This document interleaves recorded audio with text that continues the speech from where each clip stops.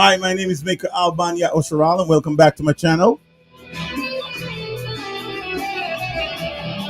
This is a song I wrote a couple years ago called Questions. Hope you can hear it. Why is religion no fun? Question.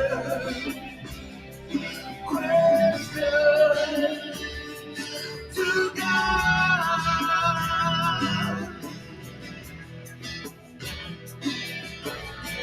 How could a newborn die? How could a family man lose his wife? Question. Questions to God, everyone. Question. I don't know if you have questions, but I do have questions. If you're a God of love, why so much hate? Aren't you a God that sees all the pain? I don't know if you have questions, but I got questions. When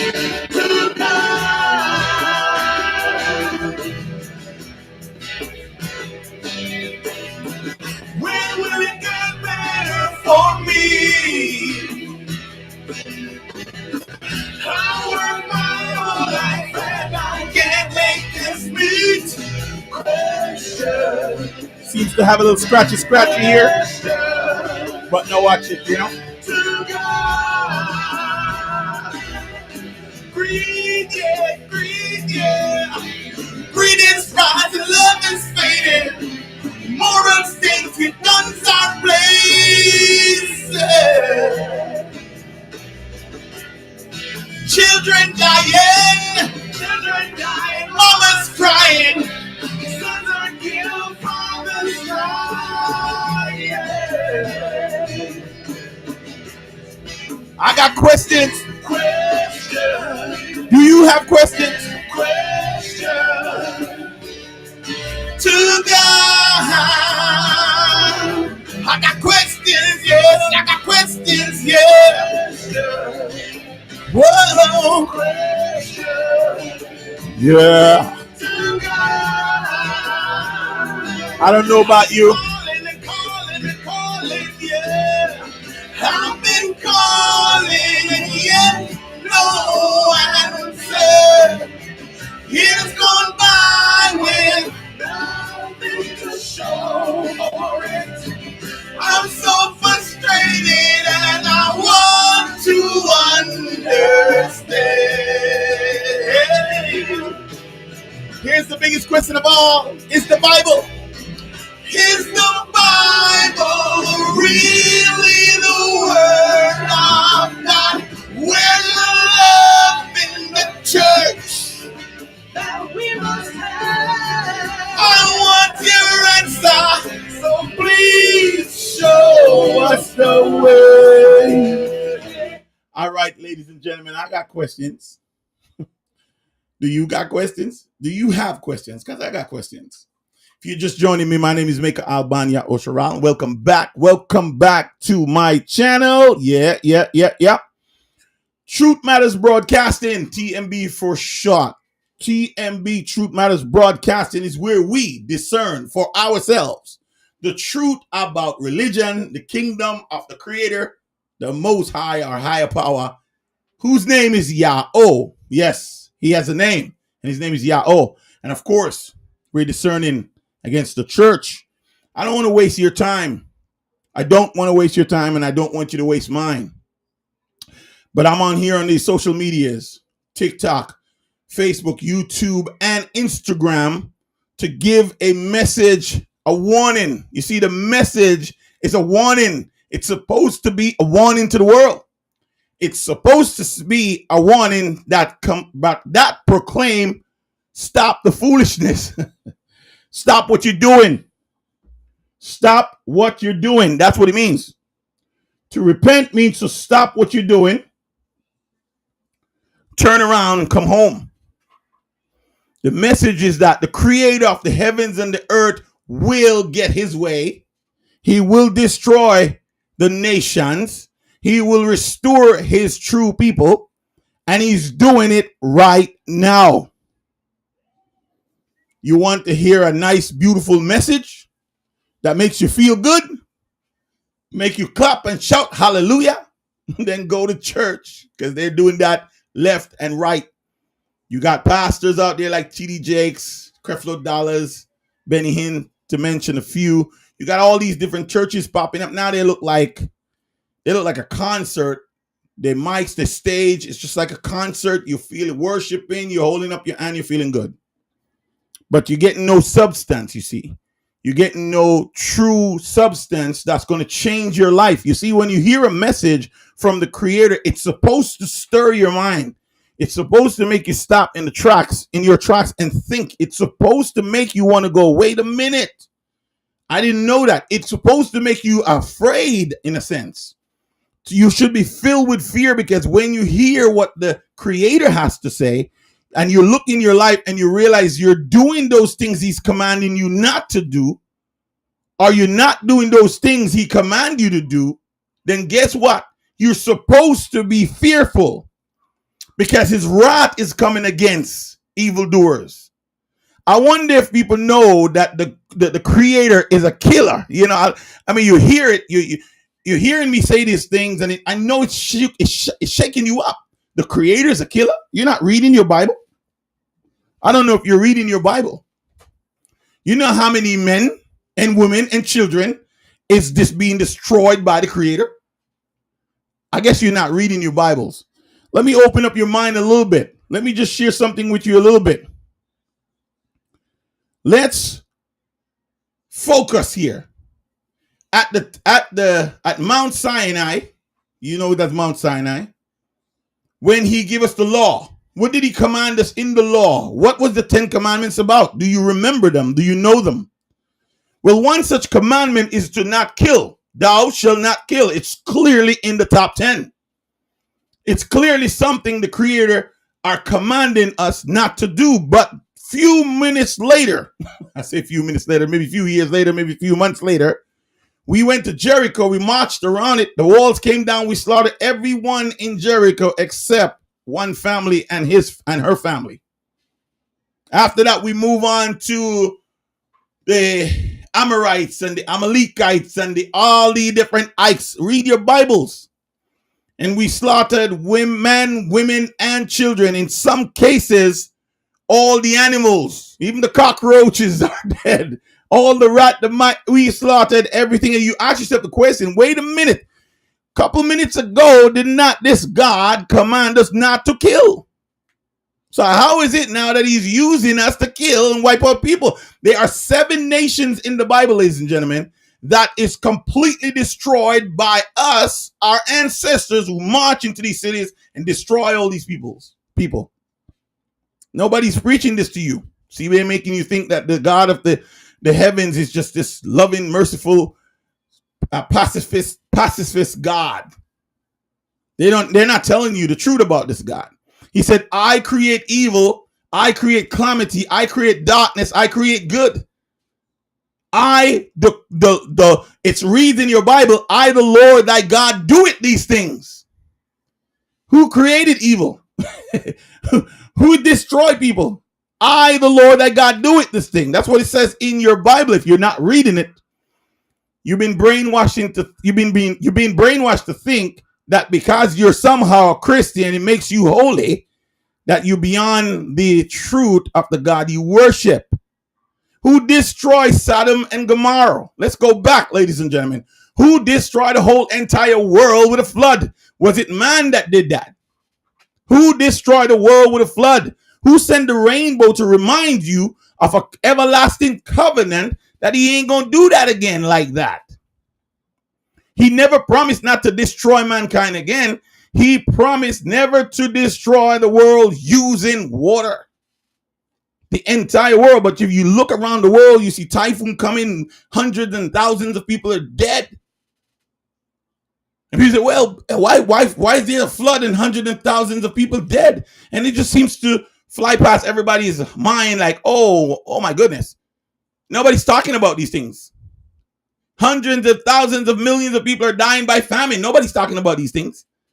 Who do you think doing these things? Who do you think make this happen? Who do you think controls the world? Who do you think sets up kings and destroy them and dispose of them? There's no God against the devil here, ladies and gentlemen. That's what you were taught in your religion. God is on one side, the devil is on the other side. God is in full control. The creator, whose name is Yahweh, is in full control. The devil has absolutely no power. Everything the devil does, he has to get permission from the creator. You read that in your Bible. The devil can't just go do what he wants. He don't got no power. He doesn't own this earth. You think the devil could just go into the Garden of Eden? Oh, the devil started a fight in the heavens and he was kicked out. Y'all don't know the truth because the scripture has been manipulated to make you think one way. The Bible, yes, it's filled with contradiction, how it is written. It is filled with contradictions, how it's written. But you have to also understand who is the one who causes these things to happen. You have to remember the children of the creator is under a curse to worship that which they should not worship, a curse to do that which they should not do. And all these things are coming up on them because of disobedience to his voice, disobedience to his laws. I don't want to run away from you now. Let's get back. Let's put everything back into the pocket, because those who are listening to me, I want you to know that you're very few. I'm no prophet. I didn't come to you in the name of a prophet. I did not come to you in the name of anyone except repeating that which was told to me by the creator. Guess what now? Guess what? I am a disciple of the Mashiach, the true Mashiach. I'm a disciple of Yahushua. Yes, I'm a disciple of Yahushua. I am also Yahushua, the true Hebrew that can trace your lineage through the Atlantic slave trade. If you can trace your lineage through the Atlantic slave trade, ladies and gentlemen, you are the true bloodline descendant of the covenant promise made between the creator and a single man and his descendants, Abraham. Now we call him Abraham today because that's how they transliterate his name. That his name was changed from Abram to Abraham, but that's furthest from the truth. His name didn't change. It's the pronunciation of his name that changed. It was Abraham, and now it's Abram. It's not Abraham. There's a lot we don't know because we don't know the source language. Everything we have is interpreted language, and that is what we were given, but the creator allows that to happen for a reason. You see, you must seek, and you shall find. You must ask, and it shall be given. You must knock, and the doors will be open unto you. But if you're not seeking, guess what you won't find? You see, what you have, all you have is that which was given to you by birth, your religion, everything, your education. You didn't send yourself to school. Your parents send you to school. And you have to understand who's teaching you. What is the motive of the teacher, of the system that's teaching you? What is the motive of the religion that's teaching you? Everything is to keep you in a box and to keep your mind centered on what they're teaching you, but they're not telling you the truth. They're giving you half truth. They give you half the story. And like the great Bob Marley said, the great Robert Nesta Marley says, half the story has never been told. And you know why? Because the people who are telling you the story, the people who are telling you the event don't know the events. They don't know the story because the creator never sent them. Anyone who comes in the name of the creator must say, thus saith the creator. So I come in the name of the creator and I'm telling you, this is what the creator says. I'm titling this one, In the Beginning, Yahweh. In the beginning, Yahweh. You see, ladies and gentlemen, we don't got no time. I don't got no time to make you feel comfortable and make you feel nice. I don't have no time to make you like me. I'm here to warn you that the creator is fulfilling his word and he's calling his children home. Now, only a remnant will be selected. Now, why is that? of all of Ya'osharal, only a few will be chosen? Why is that? Why is it that many are called, but a few are chosen? Think about the ark, ladies and gentlemen. Think about Noah, aka Noah. He was called, a single man was called. But because he ordered his household very well, he was able to save his wife and his children and their wives. Why did they go in the ark? Why did they spend 120 years to build the ark? They believe what the Creator says. Why did the Creator only found favor with one man on the planet? Over 6 billion people, 7 billion, I don't know how many billions of people lived at the time of Noah. But why only one man? You want to tell me only one man on the planet was righteous? I know it sounds crazy to believe. So many religions today. Only one man? Why? Why is that? Well, you have to listen to what he said about that one man. But before we get to that one man, let's go back to the beginning. You see, there's so many stories out there. There's a guy named Billy Carson. And I listen to this guy sometimes because he has some truth. And he's one of the world foremost, I forgot what they call it, theology, or just on different ancient books and stuff like that. The guy's brilliant. I mean, you can't stand up in front of this guy if you know what you're saying. He believes in gods, many gods. That when he talks about the Bible, he says the word God is mistranslated. It's supposed to be translated gods. No, I'm not going to go against him there, because the creator of the Hebrews, the one who is the God of Abraham, Isaac, and Jacob, says, "Thou shalt not have no other gods before me." So if Billy Carson is saying gods, then hey, he might be onto something. But the question is, are they really gods? Like, I can call myself a god. I can say I'm son of a god, but am I really a god? Do I have creative power? Do I know the future? Do I know what's coming? Can I speak that which has never been into existence, and it come and speak it just like, all right, for instance, can I tell you when I'm going to die without killing myself? You know what I mean? There's just some things you can't predict. There's just some things you just don't know. And no matter how educated they are, they can't breathe breath in our life into someone else. They cannot raise someone from the dead. They themselves, when they die, cannot come back and show themselves alive again. So I'm not going to believe anything any man has to say. If it's not Thora and Toyota, I'm not speaking to you. I don't care what you believe. Go believe what you believe, because I'm not here to take your belief away from you. How dare me? I'm not here. But I know the God who I worship. He's the higher power. He's the God of all gods. Therefore, there's no other God like him. And so I'm preaching the gospel. That's why my message is very selective. My message is very selective. This message is designed to go to one people, not the entire world. So my goal here is not to reach the world. My goal is to reach those who can trace their lineage through the Atlantic slave trade. Because through the Atlantic slave trade is all the clues of Deuteronomy 28, 15 through 68, proving that you are the bloodline cursed people of God, of Yahweh. More on this, check out The Ravenous Bird. The Ravenous Bird on YouTube. And look up Brought by Ships. There's, I think, about 3 or 4 episodes of Brought by Ships. You will learn so much. The Ravenous Bird. Write that down so you don't forget it. It's easy. Just think of a raven bird. Ravenous bird.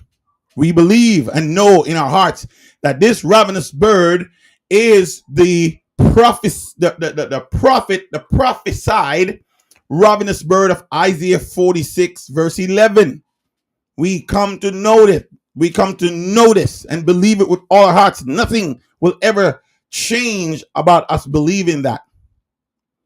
We've seen the work that is being done, and we are all gathered here on for one purpose and one purpose only. Here in the Philippines, we're gathered here for one purpose and one purpose only, and that purpose is to call upon the name of Yahweh.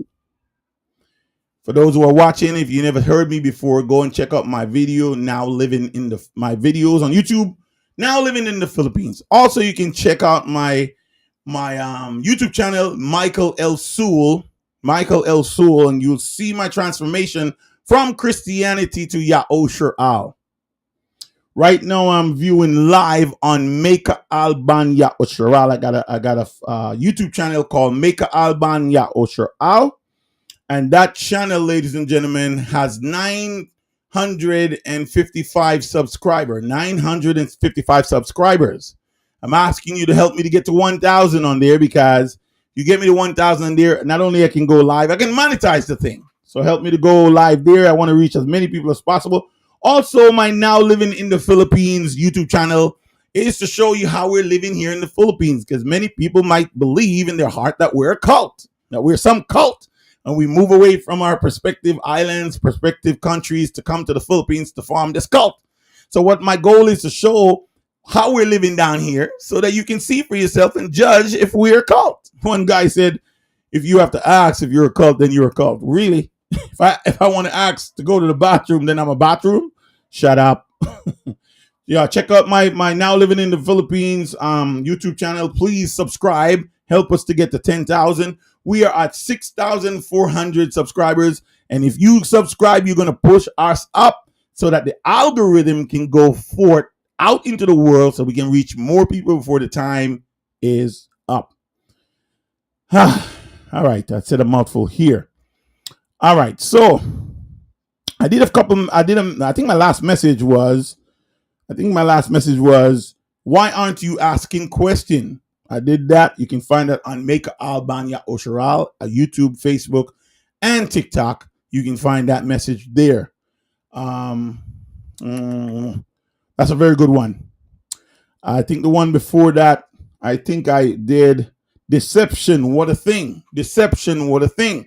We know that in the last days, many false prophets shall rise and shall deceive many. One of the questions that the Messiah was asked, the Messiah was asked, he said, when will be the time of your coming and the end of age? He said, he didn't say, well, I'm going to come tomorrow at this time, or I'm going to come August 2025 or whatever he says. He made it clear. He said, deception shall rise. He said, take heed that no man deceives you. For many shall come in my name, saying that I am he. And I'm here to tell you and let me lose half of you right now so you can just go on about your business and go on about your day. Or you can just stop and listen and then go do some research. The Jesus you're worshiping now, the white guy with the blonde hair, blue eyes that you're worshiping now, is that deception that was to come into the world and deceive many. Now that might be hard for you because you've been praising Jesus your whole life, like I once was. Sing songs about him. I had an album. Off that album you hear me play in the beginning. That album was called 7. I put 7 songs on the album and an extra one that's 8. And I don't ascribe to that. I should take it down. Actually, it's on CD Baby and all over the place. I should take it down because on the album I was singing to Jesus. I made some great songs and calling the name of Jesus and powerful songs, right? But I was in error. But I didn't know I was in error. I thought the name of Jesus was the name given by which we must be saved. I thought that with my whole heart. And some of you do too. Today you thought Jesus is the name given where you must be saved. No other name given that you must be saved. Now there's some things that you have to draw into consideration. But I think I put that in. Why aren't you asking questions? So you can go to that on my YouTube channel, Maycha'al ban Maycha'al, or you can go and search way down on my Facebook channel. You can see that. But I'm going to touch on some things before I get into the message that I have for you, which is in the beginning, Yahweh. I'm going to touch on that. So let me touch on that. So Jesus, the name given. Jesus was the name given by which we were told we are saved. And for many, many years, like I said, and for many, many of our ancestors, we're trapped in the diaspora of thinking that this truly is the name which we must be saved. And we have never questioned it because we were never given the opportunity to question that. So now we're going to question this right now. If Jesus is the name given by which we must be saved, what is his Jewish name or his Hebrew name? Because that is the thing you must ask yourself the question. If you're thinking, if you have common sense and you're thinking, how could Jesus be the name given by which we must be saved, yet the name Jesus is not Jewish? You ask any Jew today, so-called Jewish people today, you go back any place in history and find the name Jesus in the Jewish culture. When you do, if you do, please send me a text. Hit me up live on my Facebook page or my Facebook message. Send me a message, and if you can prove that, the name Jesus goes way back into the centuries where the Messiah was born and raised. So you're not asking these questions. Jesus could never be the name given because the letter J, and I can't stop saying it because this changed my life. The letter J was the last letter to enter the English alphabet sometime around the year 1524. I don't know if that did something to you as it did something to me. I heard it on YouTube. I didn't even hear that in church. What? The letter J? Yes, the letter J. And this is not a fight against the letter J. I love the letter J. My wife's name is Janine. All right? My wife's name is Janine. That was her pagan name, Janine. Her Hebrew name is Kanayao. Alalo Athiao. We don't have to call that pagan name anymore. We can call her by her true name. That's why you hear me call myself Maycha'al ban Ya'osher, because that is how my name is pronounced in our Hebrew tongue. Going back to the letter J. Can't be mad at the letter J. The island from which I was born and raised up is Jamaica. Yeah, man, I come from Jamaica, you see it? Original Dan Gargan, front teeth, gold teeth. You understand? Yeah, I come from yard. That's where I come from. Mandeville, Manchester, that's where I'm born. You understand me? And raise up. You understand? You see it? That's where I come from. So, how can I be mad at the letter J? I'm not mad at the letter J, but when I found out that the letter J was not given before the year 1524, it opened too much questions for me. I'm calling it a name that's supposed to be in the first century. First, second, and third century, where the Messiah was born. How is it that Jesus is the name given? And you can't find that before the year 1524. There's no J letter. There's no J sound. The true Hebrew alphabet don't have a letter J in it. Don't even have a letter J sound in it.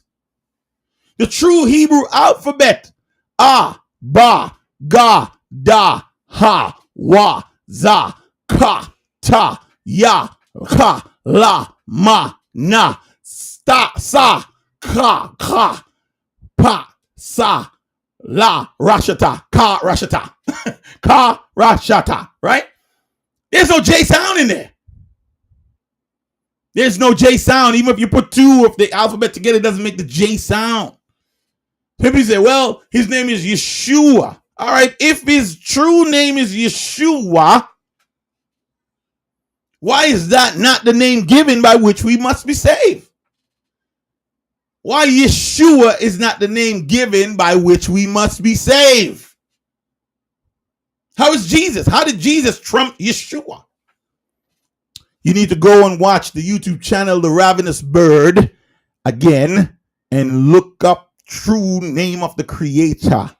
Don't forget to like and share and subscribe to The Ravenous Bird. If you want truth, you're going to get it. Truth is right here. It's at your fingertips. You just got to call it out. You just got to call it out. It will come to you. It's floating in the air. Everything is floating in the air, man. You just got to reach out and grab it. The Ravenous Bird was sent to restore the counsels of the Creator. Go look up the true name of the creator, the true name of the creator, and watch what's going to happen. You're going to be shocked. And he's going to show you where all these names come from. Yahuwah, Yahweh, Yahweh Shai, Yeshua, Jesus. He's going to show you. His true name is Yahushai. Yahushai. That is true. That is his true name. And the true Mashiach is black, not white. This is powerful information. I'm not going to spend too much time in here, but my message is so, listen, my message on fire, ladies and gentlemen, because this time is running out. People don't realize, do you know another pandemic is on the horizon? How do they know this? How do they know another pandemic is coming? How can you know? How can you know another virus is coming? How can you know that? You're not supposed. You know what a pandemic is? It means pandemonia. That's what it means. It means something happened and it's spreading like wildfire and people just get panic.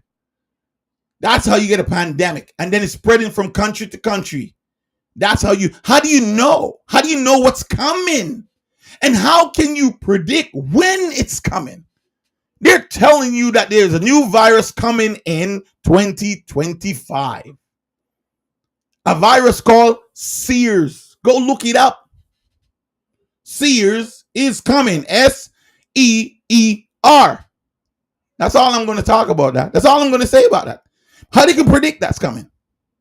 And what happened to the last virus that showed up here? Nobody's asking the question, what happened to the last virus that showed up here? Where did it go? There was no cure for it. I didn't hear of no miracle cure. Where is the virus? Did it leave the earth? Did it magically evaporate out of the earth? How is it that everybody went back to their regular scheduled program? Nobody's asking the damn question. Where is the virus? Come on now. But what happened during that time? Laws are made. You see, most people don't understand. You are governed by laws. Stop worrying about who's saying what, what's saying this, and this saying what. Focus on the laws. Your presidents can't make laws. They only veto it or sign it into law. They can do something. They can write something and put it in to the records and it become law. Most people don't even understand these executive laws, Anyway, I don't want to get into that because I'm not here to talk about this world. I'm here to talk about you in this world. You're governed by law. You were always made to govern by law. You cannot live without law. You cannot live without law. But you don't understand it. You don't understand that. You cannot live without law, ladies and gentlemen. The question is, whose law are you rejecting? Every law that is made, if it does not stand up, if it does not, what's the word I'm looking for here? If it does not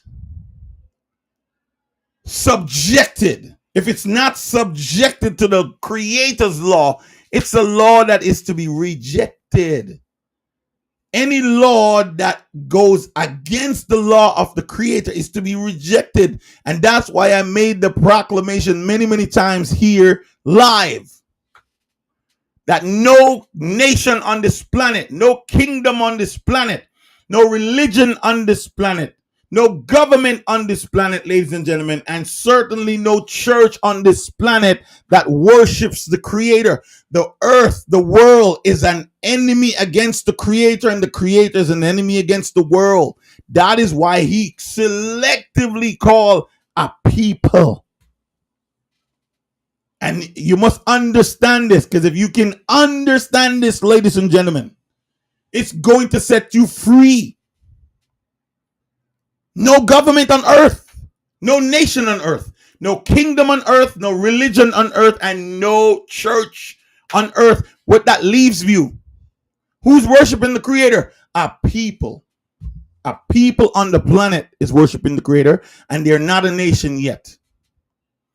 Because 400 years of enslavement has to take place. You see, that 400 years of enslavement has to take place. During that time of the 400 years of of enslavement of the worst kind, there'll be no answer from heaven. There'll be no salvation. That's why you see the Martin Luther, the Malcolm X, and all the just think Black History Month, of all the people that come and try to liberate black, those who can trace their lineage through the Atlantic slave trade, they all come to nothing. The Nation of Islam have this 1 million man march on Washington. It's more than 1 million men went there. Men, women, and children that went there. But what was the outcome of that? What changed for black people? What changed in America? You got the Emancipation Act that was supposed to free the slave, but you don't realize it come off. The emancipation means to come from under the hand of your slave master, and now you're in the system of the slave master. Emancipation doesn't mean free, because more people died after the Emancipation Act than any time else in the history. You look at it, the Jim Crow's laws and the lynching and the white only, oh gosh, I can't even go.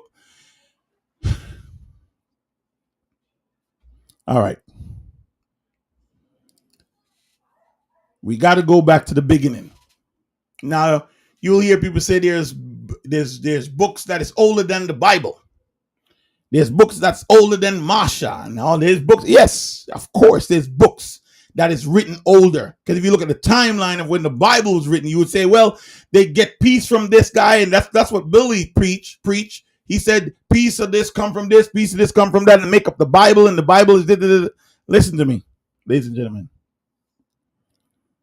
When you read a book and it says, in the beginning, nothing can come before that unless it is the Creator himself. The one who is telling the story is not Maycha'al, is not aka Moses. The one who is giving the story is the Creator. Maycha'al, aka Moses, is only writing down what he heard from the Creator. So it's not the events is not Maycha'al. He wasn't the one writing this. He had to get the information from the one who's really writing the events. And that's how we know what happened in the beginning. In the beginning, Yahweh create the heavens and the earth. That's the event. And we see how he did it. And there was evening and there was morning the first day. We see how he did it. We see that he didn't name the first day. He didn't call it Sunday. You can't find Sunday nowhere in the history of the Bible. So you have to ask yourself the question, what is Sunday? Sunday is a God. It's the worship of a God. Sunday is the name of a God. Did you know that? Did you know that the names of the days of the week are gods? 7 different gods that was worshipped on these days. Sunday, Moon Day. You go look it up. You just got to Google it. You'll see what I'm telling you is true. They're gods. But they make these gods mythological and trying to tell you, oh, this is myth. And that's how they pacify. It's a myth, but they're still here. They're in the books. You can see them in our history. On the walls, a hieroglyph, the archaeology find. There ain't no mysteries. There's no myth. These are the gods they worship. You look and you can see these gods are intertwined in your everyday lives. Monday, Tuesday, Wednesday, Thursday, Friday, Saturday, Sunday. You look at January, February, March, April, May, June, July. All these are gods that people worship. And you have to understand, ladies and gentlemen, the gods that people worship are no gods themselves. They're human beings.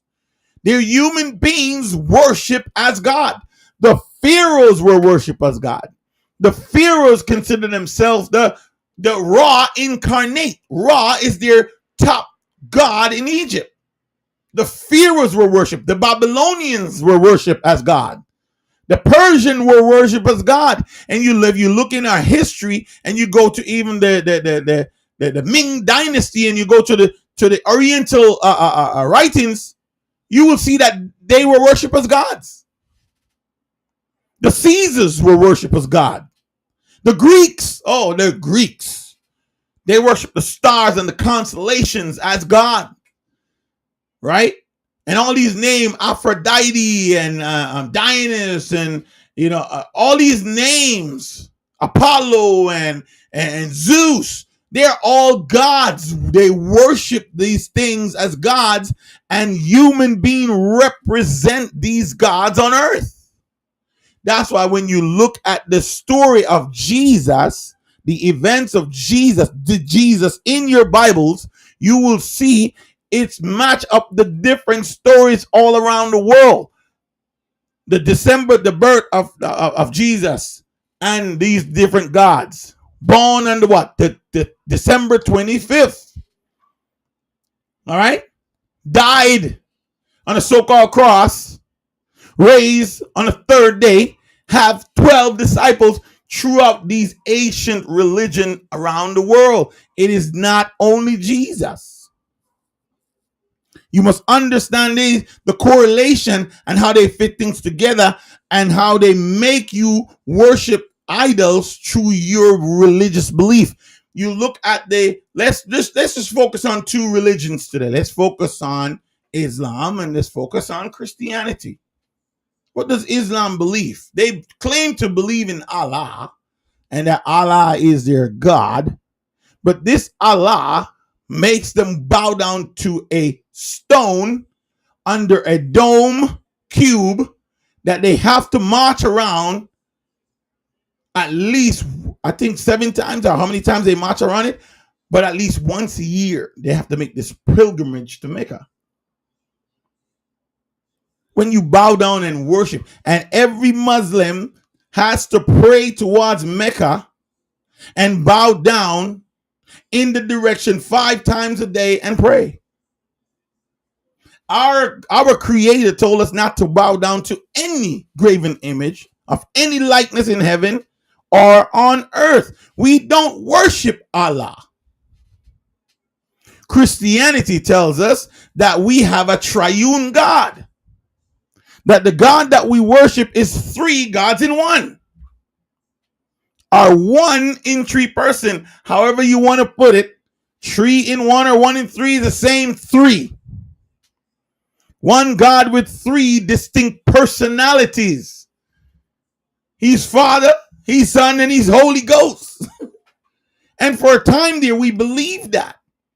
But when you read the Torah and the Toyota, it said there is no God but one. Besides me, there's no other. You read it in Isaiah 45. You read it in Isaiah 46. It's all over the scriptures. You read it in Exodus 20. Hear, O Yahusharel, the Lord thy God is one. Adonai Elohim is one. You shall have no other gods before me. And that's why, you see, if you understand this, and this is what makes us who we are, and this is what separates us from the world. We don't worship the world's gods. That's what makes us a peculiar people. We are the truth. If you can trace your lineage through the Atlantic slave trade, you are the covenant bloodline of the 13 tribes of Yahweh. You are those people. Yes, black people brought by ships, scattered all over the world, into every nation under the heaven, because of our disobedience. And we are the children of disobedience. And we were rejected because our parents reject the Creator. And so I'm going back to the beginning to open up your eyes that in the beginning, Yahweh, not in the beginning, your religion. In the beginning, Yahweh. I don't care about what people think or what they worship, or if they think there's gods before this gods, or they think that there's other gods out there, or many gods. I don't care if that's what you believe. Go have at it. We don't worship that God. So we don't care about what you believe when it comes to gods and God.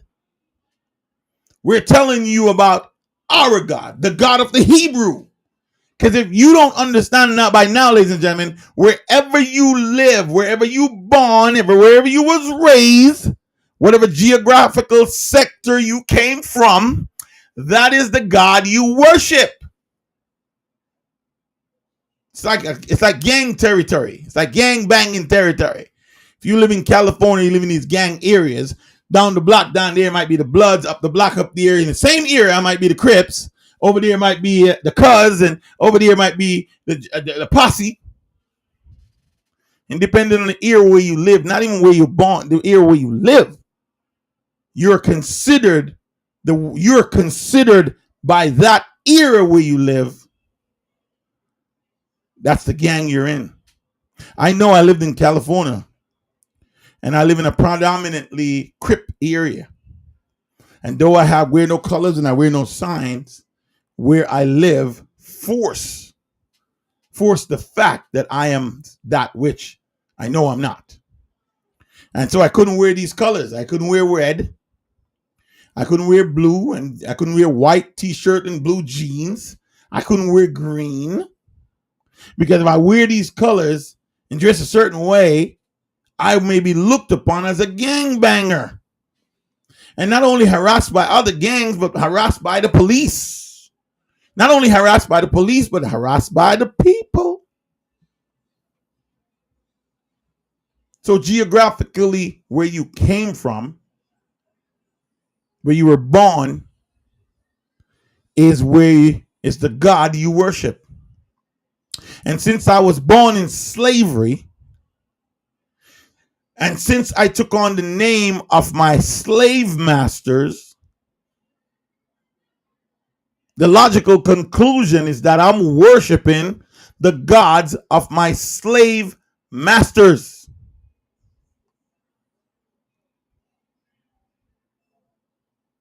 Now you're free to think.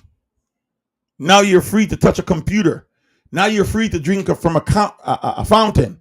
Now you can go down the road, you can put money in the bank, and you can buy houses. You got some freedom to walk around, but you're still enslaved up in here. Because guess what? The banks are owned by your slave masters. The jobs are owned by your slave masters. The hospitals are owned by your slave masters. The supermarket are owned by your slave masters. And if you want any form of independence, you have to have your own bank, your own schools, your own supermarket, and your own hospitals in your own area. Until then, you can't control. That's why you see the so-called Jews today, they got their own banks, their own hospitals, their own schools, and their own supermarket. The so-called Chinese today, they got their own banks, own schools, own supermarkets, and own hospitals. The Arabs, the Indians, you look at it. They have their own infrastructure so they can continue their culture of belief. What do you have, OMPP? Only middle passage people. What do you have? Yes, some of you might have a house, good job, have wife, children. You live in the American dream, but you're still a slave. It is said that you will own nothing and you'll be happy. It is also said that by the year 2050, that's 25, 24, 25 short years, 26 short years, you will own nothing. Your wealth will be zero. Now, how can somebody predict that? I don't understand how you can tell me that within the next 20 years, my family would be broke. How can you predict that? How can you predict that the wealth of the black family would be zero within 26 years? How can someone predict that? You only can predict that if you control the outcome. You only can predict a virus if you control the outcome of the virus. So whatever is coming,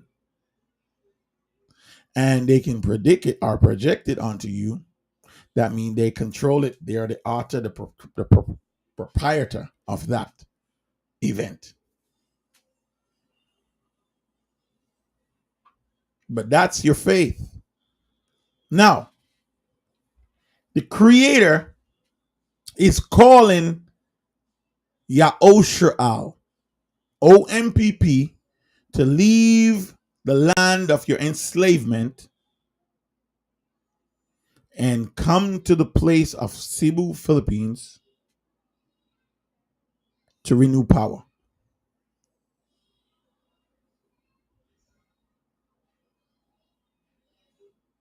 The Exodus year is 2023. And if you don't realize that, 2023 is gone. We have an added year of 2024. Now, our 2024 doesn't start January to December like how the pagans' calendar start January to December. Ours start from spring to spring. So spring of 23, spring of 24 into spring of 25 is a new year for us. So the year 2024 will be completed in the year 2025. You get what I'm saying? Because it doesn't start in January. So where does spring start? Around April, May. January, February, March, April, May. 5 months into the new year is when our new year starts.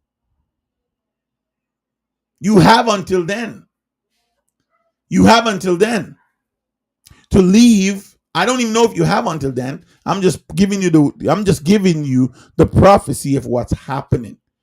From 1975 to 2025 is 2024 is 413 years. From 1619 to 2019 is 400 years. The Creator says after the 400 years, he's going to punish the nation we serve as slave. And I can tell you this, just from historical facts, the nation we serve as slave the most, the harshest, is the United States of America.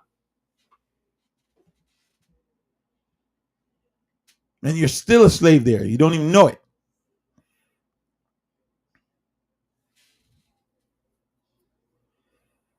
And if the United States is the place where we serve the most as slave, the harshest of our enslavement, what do you think the Creator is going to do to that country? I know they sit up on this high horse thinking, yo, listen, ladies and gentlemen, I don't have anything personally against the United States of America. It's not what I'm here. 30 years ago, I had the opportunity to leave Jamaica and come to the United States. I lived 29 years of my life in the United States.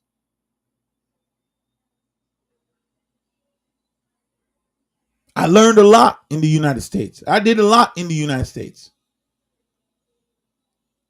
But when you find the truth, when you find that you're living in your master's house and you're eating off your master's table, and this is the one that murder your family and enslave your family and make laws against your family and still holding your family captive, are you going to stay there when the Creator, your Father, is telling you, come out of her, my people?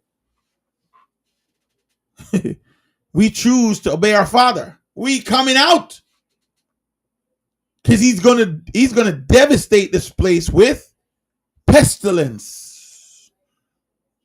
and wars, internal wars. It's going to implode from within. We're not going to be the one doing it. Yahweh has to fulfill his words. Earthquake, disasters are coming for you.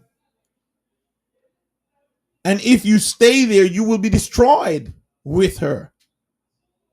Civil unrest is coming. Nothing like you've ever seen before. The power structure is going to change. If you don't think it's going to change, then you're not paying attention. Hmm. All right. Who am I? What the hell do I know anyway? We just got to wait and see. We just got to wait and see. But as for me and my house, we're going to position ourselves where he commands us to be. And that's just why we're here in the Philippines. Cebu, Philippines. That's where we at. And there are some of you out there who don't have a clue what I'm talking about. That's why I'm asking you to go look up the Ravenous Bird on YouTube. You will hear our language being read. This man knows our language verbatim. Like, not only can speak it, but can read it and write it. It's beautiful.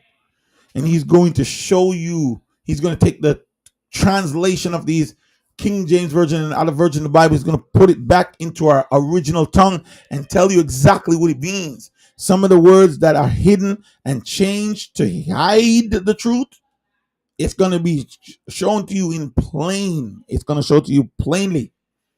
The Creator is doing something in your time that you will not believe, even if he told you. And like the Mashiach who come to restore the kingdom to us.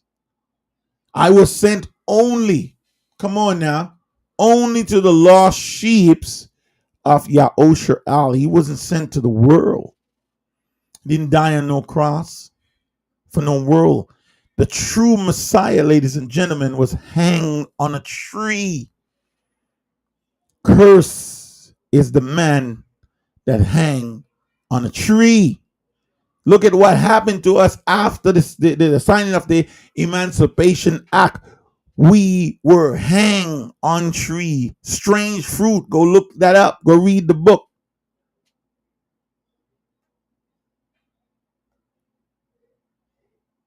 Strange fruit, ladies and gentlemen. Curse. We're under a curse.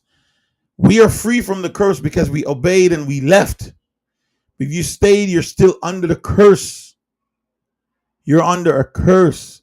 And now you're looking for retribution. Ain't no retribution coming. And even if it comes to you, it's to deceive you into staying. A lot of people are being woke now. We got TikTok that's waking up people. People are boldly coming out and giving you information about black people you never know about and the history of the inventions and things that we invented and where we came from. A lot of information is out there, and a lot of people are waking up, and a lot of people are leaving these countries, and some are going to Europe, some are going back to the islands, some are going to Africa, and they're going all over the place. They're leaving, and it's right for them to leave, but they're going in the wrong place, showing and proving that Yahweh has not chosen them. You can't go where you feel and think you should go. You have to go where he commands you to be. And so we go to the beginning to where we are now. So I'm going to give you a little run through real quick of where we are today and what you need to know. All right, in the beginning, Yahweh created the heavens and the earth. We see the creation. You can read that in Genesis, Thora 1, and you can read that whole creation story. And he created on the sixth day a man, and he made the woman out of the man and present the woman back to the man, and the woman was supposed to be the helper. If you notice something, it wasn't the creator that called the woman woman. It was the man. You see, the woman was created for the man. If you independent ladies could understand this, your independence is causing you shame. Your independence, believe it or not, is holding you back. You will never find love because you're so independent. You're looking for a man that can measure up what he brings to the table and don't realize that you were created to bring him to the table. You want to outshine the sun. Well, I'm here to tell you, You could never outshine the sun. You were created the moon. And I know that may hurt somebody because you're so independent and you think that if you subject yourself to your man, you become less. But you don't understand. You become more. There can't be two presidents in a company, ladies. They have to be one president and one vice president. And the president gets the final word. The president gets the final word. You got to understand, you are a moon. You were created to reflect the sun's light. After disobedience, the Creator put the man as your ruler. Go read it. It's there in the scripture. And your husband shall rule over you. That has not changed, nor has it been rescinded. You're out in the field and you're working the job, and I get it. You were mistreated. I get it. Sin led these men to just take full advantage of you and treat you anyhow. They got hells to pay. They got hell to pay. Because there's a creator that's watching these things. And although they think they get away with it, they don't understand that death is not your escape. Don't think because you die, you escape. There will be a resurrection. There will be a punishment. You can't escape. And most people think they can just do what they want and they'll die and come back as a cat, come back as another person. Good for you. Have you seen anyone that come back as a cat and can tell you that they were here before? Can you see anyone on planet Earth that can ever say they came back from the dead? How you gonna come back from the dead as a new person? You don't even know you were there. You were here. And then they talk about deja vu. Deja vu is you being at that place. Listen, man. Anyway, before sin, before disobedience, man was given a charge. The man, the male and the female, was given a charge. And the charge that was given was, do not eat of that tree. Because the day you eat of that tree, you shall surely die. That was the charge. In perfection, perfect righteousness, in perfect creation, perfect covenant relations with the Creator. He put a test. So don't think you're above tests. You're going to be tested. I tell you, whether your house is built on a rock or is it built on a sand, whether it's built with straw, stick, hay, or stone, I'm here to tell you that the storm is coming. The wind is blowing and it's going to beat against your house no matter how your house is built. So there will be terrible times. There will be troubled times. There will be trying times. The question is, will your house stand the test? Because the test is coming. And one thing I've learned in my lifetime is that disruption always follows good intentions. Disruption follows intention. I got that one from Myron Goldman. And I actually come to believe that because I see it in my own life. Whenever you make a decision, there's always disruption. Whenever you made a decision you ever made a decision to lose weight? You decided, I'm going to lose weight. I'm going to lose, here's my New Year's resolution. I'm going to lose 20 pounds. And all the foods that you used to see, they were always there. And all of a sudden, you start seeing that cheesecake. It becomes more prevalent in your life and in your sight. The chicken, this commercial start coming up. All those commercials was always there. They always came at the same time. But all of a sudden, your senses is heightened now because you've made a decision to not have these things. That's life. Life happens. 90% of life is what happens to you. The other 10% is how you handle, how you respond to it. I've learned these things. I've become strong. You must understand, ladies and gentlemen, in perfect creation, the Creator gave a command before they knew right or wrong, before they knew good or evil. The Creator gave them a test. This test, ladies and gentlemen, was based on a decision whether or not they're going to obey the Creator or not. And of course, they choose not to. They choose not to obey the Creator, and so introduce disobedience, transgression, sin into the world. And sin was impregnated, served its time, and born into the world. And from that day till today, man has gone astray from the Creator. We always want to do our own thing, make our own laws, live our own way. We want to be independent of the Creator. And so, ladies and gentlemen, sin came into the world. Now, how did the Creator handle that? He punished man. He used to provide everything for us in the garden where we lived with him. Now we're expelled from the garden to go work and to have hard times. And then what happened? Children start born into this world. And they born with the understanding. They born with the sense of good and evil. They know good and evil. And we see one choose good, Abel, and one choose evil, Cain. And when Cain's offering was not accepted by the Creator, Cain killed Abel, the first murder recorded in our history. The blood of Abel spilled on the ground. And Cain had a mark put on him by the Creator, and he was sent away. And the side of Cain just grow rebellious. Out of Cain lineage come Nimrod, the rebellious king, a mighty hunter before Yahweh.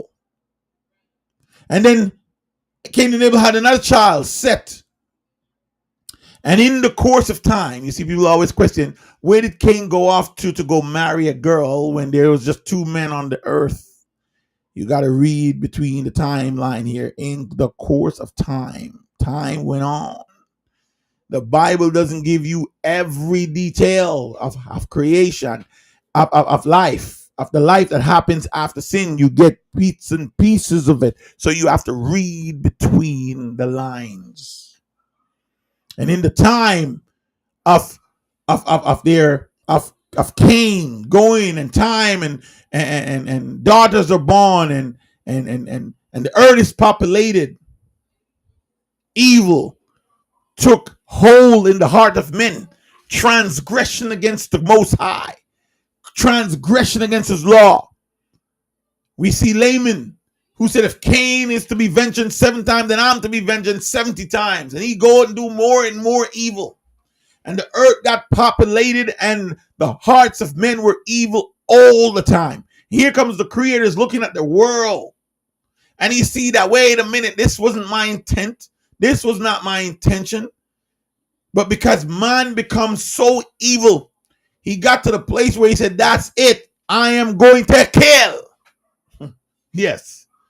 Destroy, kill. The Creator is going to kill every living creature on the face of the earth.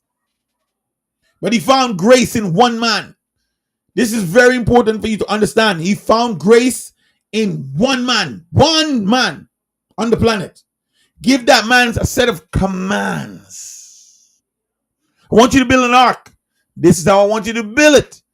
This is how long it should be, high it should be, how many windows it should be in it. This is how I want you to build this ark. Took him 120 years. This is the type of material I want you to use. You see, the man didn't build the ark based upon his own ideas. He didn't build the ark drawing his own diagram. He got the measurements from the Creator. He got the material from the Creator. He got how to build it from the Creator. The only thing the man did, he did according to the commandments of the Creator. This is very important, ladies and gentlemen. Knowing the timeline from the garden to Adam and Eve, and from Adam and Eve to Noah, it's all about obedience to the voice of the Creator who has the whole world in his hands. That's why he was able to destroy the whole world, kill everything living on the face of the earth. That's why he could do it. He owns the earth. It belongs to him. So when he decided to wipe off the earth, we have men and women who had cities and kingdoms and nations. But guess what? He holds the world in his hands. He can do whatever he wants with it. It's his. And so he wiped mankind off the face of the earth. Now there's 8 people living on the planet. And these 8 people see what he did. They all know who is God. They all know who the higher power is. There's no mistake about who is in control. They came out of the ark. They've probably seen some dead bodies on the ground. The ark was the only place of that they call home, because there was nothing to build. And the earth now was divided into 3 sections or sectors, where the 3 brothers were spreading their roots, populating the earth again. One was cursed to serve his brothers because he seen his father's nakedness somehow, somewhere. Don't know if he had sex with his dad. I don't know if he seen his dad. Whatever he did caused him to be cursed, not by Yahweh, but by his father. You must understand the power of a father. Most of you women don't want to listen to your daddy. Maybe some of your daddies are no good. Some of you don't want to go to your dads for advice. Maybe your dad is no good. But whether your dad is good or no good, you are commanded to honor your father and your mother for your sake. Why? So that your days may be long upon the land. Not that his day may be long upon the land. Not by her days be long upon the land. That your days may be long. You are commanded to honor your father and your mother, regardless of the fact. So if you have a bad relationship with your daddy, you that bad relationship with your mom, you better go tend to that if you want to live long on this life. Because the opposite is true. If you're not honoring your parents, how long will you live on this life? Maybe 30, maybe 40. You're cutting your years short when you could have lived 100. You only live in 30 years, 35 years. You never know. Go honor your parents. So the earth is populated now, again. But the people are not worshiping Yahweh. They're not obeying his laws. They do. A matter of fact, they becomes even 10 times more wickeder than they were. They follow this guy named Nimrod, who was the grandson of Cain. And what ended up happening? They're defiant. They find a plane and they decide we ain't going no further. This is where we're going to live. All the earth had one voice, one language. And they decide in rebellion that they're going to overthrow the creator of the earth. And they wanted to build this tower to get up into heaven to overthrow the earth. Do you know all these rockets and spaceship they're sending up? They're talking about they want to go to Mars. They know they can't go to Mars. We're under a dome. There's no way you can get out of that the hemisphere. You can't leave the earth atmosphere. They're looking for a way to punch through. You can't get to God. You cannot get to him. No man has ever left this planet. Matter of fact, the Messiah said no one has gone to heaven except the one who came from heaven. You can't open no portal in the ice. You can't open no portal underneath the sea. You can't open no portal in the mountains, or even in the pyramids. You can you did you know that NASA has what do they call it? It's copyright, not copyright. What do you call that? NASA has I can't, I don't know the word how to explain this to you. It's not copyright, but they have the rights, not copyright. NASA has the rights to the inside of the biggest pyramid in Egypt. Did you know that? NASA also have the rights to certain part of the North Pole. And NASA also have the rights to certain parts in the Grand Canyon. Do you know that there's some parts in the Grand Canyon you can't go? Yellowstone, someplace up there you can't go. It's crazy. Why? Why are they holding these places back? They think there's some sort of portal there. You can't get in and out of this place. Creator holds the key to that. They scrapped the space program. They realize it's a dead end. They can't get through.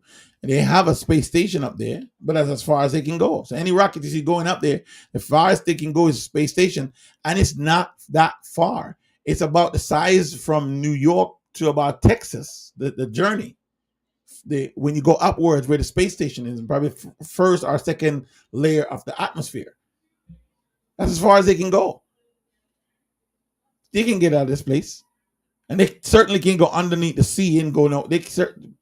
Listen. The earth had one voice, one language, and in rebellion against the creator, the whole entire earth, he came down and see what they were doing. What did he do? He confounded their languages. He confounded the one language and make many language out of it. And because of that, they scatter out. And you are not separated by the color of your skin. You're separated by the language you speak. You can be white, black, Puerto Rican, Mexican, but you speak a language that makes you a part of that culture. The power of language, man, it's crazy. So the creator separate their languages, confound their languages, and they spread all over the world in rebellion against God. Yahweh, the creator. You see, they spread all over the earth in rebellion. They didn't repent and go back to the creator. No, they took their rebellion in their language to the prospective era where you see they are today. And which God did they worship? The same rebellious God they worship as one language is the same God they're worshiping today in a different language with a different name. That's why if you cross-reference these gods, you'll see that they're the same gods. The same sun god, Apollo, is the same Egyptian god, Ra, which is the same god, Baal. Same God. Just call him different name because of the language. And because they couldn't speak the language, what did they use to unify themselves? The images, the hieroglyphs, the image. That's how they know who they are. They're still using it today. If you see some of these signs, you see that? You ever seen these signs? That's a sign. It connects them. The handshake, all these different things, they're all signs. They put it up on their buildings. They put it up on their cars. They put it up on their images everywhere. You look at the sign of the images on your screen, your TV screen. When a movie starts, all of these, the Pegasus, the horse, they're all telling you they're all part of the same family. And so they create the secrets of secrets. And you're the catechumen, the goyim, you see. Only the inner illuminated ones can understand the inner secrets. That's why, let's put it this way, that's why there's a government within a government. So when they say the government, you're blaming the government, but you don't realize that there's a government that is higher and more powerful than the government that you see every day. You can see, look at them. They'll shake their hand. They stand a certain way. They're giving you the signal pose. They put their hand in their coat like this, or the hidden hand. It's all one. It's a government within a government. You don't understand that there is a nation within a nation. You don't understand that there is a religion within a religion. All them pastors and preachers you see, go check out their signet ring, because they have to tell the world who they give their allegiance to. They usually have their signet ring or their brooch on their shirt. Go look. They'll tell you it's there. Because that's how They hide from the masses. Look at their ring. They usually have them, their married ring, or they have it on this finger right here, or some of them have it on this finger. But they have their ring. They will tell you. They'll show you. They'll have it on their building. They show it in their pentagram and their square and their triangle. They show you. It's all over. Look at the churches. Look and see all the steeples on the churches, how they built. Also the hieroglyph, which is the cross. Do you know the cross is a symbol of death? It's not a symbol of life, it's a symbol of death. It's the first hieroglyphics of the sun god. That's why the Romans use a cross when they crucify their enemies. They're sacrificing them to their gods. And not only that, when they set you on fire. Why do you think they set our people on fire in the Atlantic through the enslavement time? How they cook us and eat our flesh and eat. Man, come on. Use our hair as pillows. And man, you don't understand. All of this is an innate philosophy that they have. So there's a church within a church. If you ever get the chance to go into the basement of your church, and I'm not talking the basement where everybody has access. Go into the basement of your church. Just walk through your church and see a door you can't go in. And it's not a closet. Or go up into the steeple a little bit past the top of the church and go up a little bit more and see if there's not a secret chamber up there. You think I'm kidding? There's a church within a church. If you think I'm kidding, then go read Ezekiel chapter 20, where the Creator was showing Ezekiel what was happening in the temple. Let me see if I could find this for you. You think I'm kidding? You think I'm kidding? Let's see if I could find this here. Let's look at Ezekiel. Kazakel. That's a Kazakel. Let me see. Ezekiel. Let me see if I find it here. You think I'm kidding? This is not something that just happened, ladies and gentlemen. Ezekiel, where? See here. Ezekiel 20. Let me see. Glory to Yahweh. Let me see here. 5. Let me see if I could find it. Judgment against idolatry. And the word of Yahweh came to me, Son of man, set your face towards the mountain of Maycha'al and prophesy against it. And say, you mountain of Maycha'al, hear the word of Yahweh, your Elohim. Thus said Yahweh, Adonai Elohim, to the mountains and the hills and the ravine and the valley, behold, I will destroy your high place. Your altar shall become desolate. Your incense altar shall be broken, and I will cast down your slain before your idols, and I will lay the dead bodies of the people of Maycha'al before their idols, and I will scatter your bones around your idols. Wherever you dwell, the cities shall be waste and the high place ruined, so that your altars will be waste and ruined. Your idols broken and destroyed, your incense altar cut down, and your work wipe out. And the slain shall fall in your midst, and you shall know that I am Yahweh. Yet I will leave some of you alive, when you have among the nations some who escape the sword, and when you are scattered through the countries, then those of you who escape will remember me amongst the nations where they are carried captive, how I have been broken over their whoredom hearts, and has departed from me, and over their eyes that goes a whoring after their idols, and they will be loathsome in their own sight for the evil that they have committed, for all their abomination. And they shall know that I am Yahweh. I have not said in vain that I would not do evil to them. Why is he saying these things? Because he's showing what's happening in his nation. Watch this now. Verse 11. This is Ezekiel 6, verse 11. Thus saith Yahweh, your Elohim, clap your hands and stamp your feet and say, at last, because all the evil abomination of the house of Yahusha, for they shall fall by the sword, by famine, and by pestilence. What's coming, ladies and gentlemen? Sword, famine, pestilence. He who is far off shall die of pestilence, and he who is near shall fall by the sword, and he who is left and is preserved shall die of famine.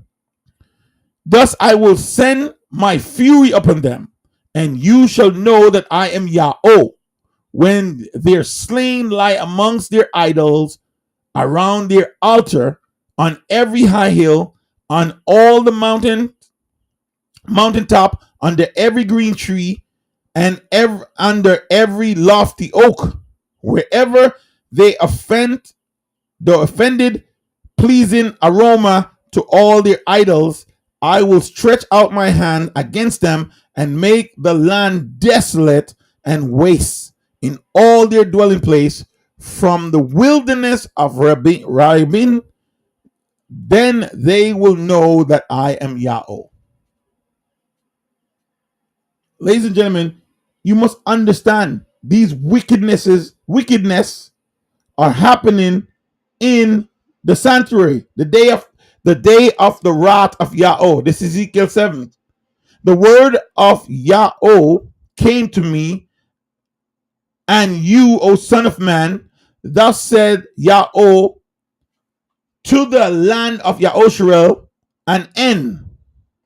The end has come upon the four corners of the land. Now the end is upon you, and I will send my messenger upon you. I will judge you according to your ways, and I will punish you for all your abominations.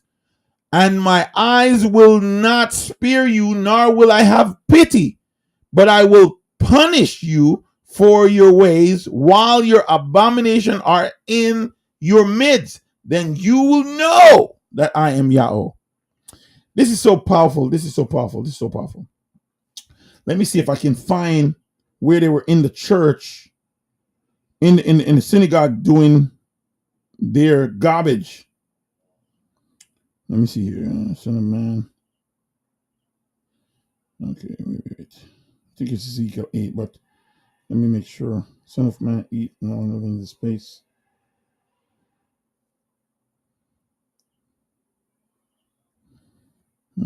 Spoke to you and they should remember, Father, but you. All right, let's go. I think it's Ezekiel 8. I can't remember which scripture it is. Here it is. Ezekiel 8. I know you put it in my mind and I don't know why I'm not going there. What's this? Ezekiel chapter 8. And this is why I'm telling you, there is a wickedness within the wickedness. There is a church within a church, a country within a country, a religion within a religion, a government within a government, and a kingdom within a kingdom. I'm going to show you this again in the kingdom of Yahusha in the tabernacle. Watch this. This is Ezekiel chapter 8. In the 6th year, in the 6 months, and on the 5th day of the month. See, we notice we never say in January 25, verse. No, we call the numbers. In the 6th year, in the 6th month, on the 5th day of the month, as I sat in my house with the elders of Yahudah sitting before me, the hands of Yahweh, our Elohim, fell upon me there. Then I looked and beheld a form that has the appearance of a man. Below was the appearance to be below what appeared to be his waist was on fire, and above his waist, was something like the appearance of brightness, like gleaming metal. He put out the form of a hand and took me by the lock of my head, and the rope lifted me up between earth and heaven and brought me in vision of Yahweh to Jerusalem, to the entrance of the gateway of the inner court the inner court that faced north, where was the seat of the image of jealousy. which provoke to jealousy. And behold, the glory of Yahusha was there, like the vision that I saw in the valley. As a matter of fact, just for a side note, I had a dream at about 14, when I was 14 years old, this very same image, the appearance of a man with fire walking down to me. I had the same. I'll tell you about that dream one day. Then he said to me, Son of man, lift up your eyes now towards the north. So I lift up my eyes towards the north, and behold, north of the altar gate in the entrance was the image of jealousy. And he said unto me, Son of man, do you see what they are doing, the great abomination that the house of Yahusha are committing here, to drive me far from my sanctuary? But you will see still greater abomination. Watch this. And he brought me into the entrance of the court. And when I looked, behold, there was a hole in the wall. This is a secret chamber, ladies and gentlemen. A hole in the wall in the temple. Watch this. Then he said to me, Son of man, dig in the wall. So I dug in the wall, and behold, there was an entrance, a door. And he said unto me, Go in and see the vile abomination that they are committing here. So I went in and saw, and there engraved on the wall all around was every form of creeping things and loathsome beasts, and all the idol of the house of Yahusha. I witnessed something like this when I go to a church on an island to go play. I had a band called Channels of Blessings, and you hear in the beginning, if you're joining me from the beginning, I had a band called Channels of Blessings. We used to go all over and play, and I went on an island to a church, an old church, where they had scheduled for us to play. And so we go into the church, we had access to the church, we went into the church, set up our equipment, practice, and then we just chilling. Just the band was there. The keeper of the church left and said, whenever we are done, we can lock the door. And then we had a place where we would go and meet and eat and stuff like that. And after we were done, we were just walking around the church. It was a very old church. And, I'm always excited to see old buildings that was here in centuries ago. And we decided to take a walk. And we realized on the back side of the church, we actually walked up like on what would remind me of like a fire escape. We go up to the back and we went into a room up on just before the steeple. So you see when I'm talking what I know. When we got into that room, I couldn't believe my eyes. I couldn't believe what I saw. And I'm glad that I had a witness with me. There was a white lady there with me. It was me and this white lady that was in our band. Her name is Anita. She can testify to that. And we went there, ladies and gentlemen, and I couldn't believe my eyes. It was gloomy and dark. They had altar set up, incense, all kind of stuff, four-footed beasts, animals. I see this very same thing. And I knew what it was. I knew it was a secret place of worship in the same building where they're supposed to be worshiping God. I knew exactly what it was. And when we played in the church, a lot of people came to hear us play. We had a really wonderful time. And of course, you know me. I go on the mic and I'm inspired. I'm not the kind of guy who has to plan a sermon or plan a message. It's all in my head. The scriptures of the word of Yahweh is in my brain. So I can just go up and talk. I don't need to plan it. I don't have to go. I can just stand up there and say, thus saith Yahweh.